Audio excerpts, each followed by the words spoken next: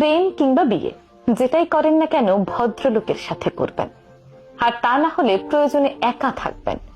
টাকা কামাবেন, ঘুরবেন, ফিরবেন, পরিবারকে নিয়ে সম্মানজনক জীবনযাপন করবেন।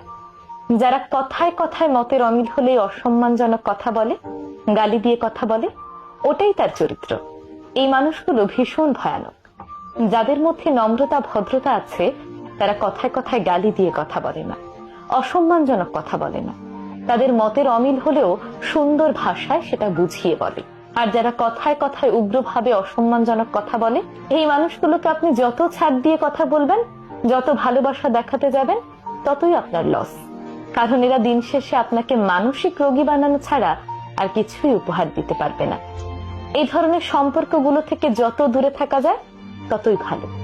আর সবচেয়ে বড় সত্যি কথা হলো, কেউ কাউকে ছাড়া মরে যায় না।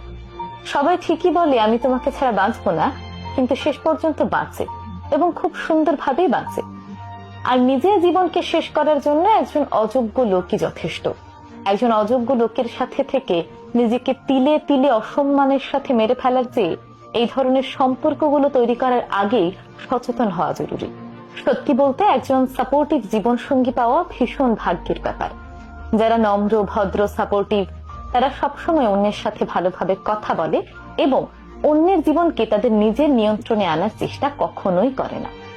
আমার আপনার পাশে এমন অনেক মানুষ আছে যারা জীবনে হয়তো অনেক ভালো কিছু করতে পারত, ভীষণ মেধাবী ছিল, কিন্তু একজন ভুল জীবন সঙ্গী নির্ধারণ করার কারণে তাদের পুরো জীবনটাই ব্যর্থ হয়ে গিয়েছে।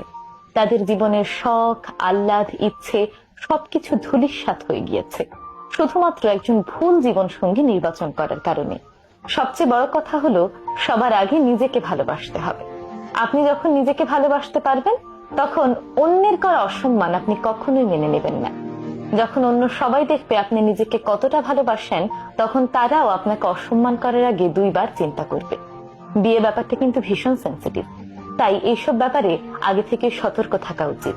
বিয়ে হোক কিংবা প্রেম, সবসময় ভদ্রলোককে জীবন সঙ্গী হিসেবে বেছে নেবেন, ক্ষুদ্র মানুষকে নয়।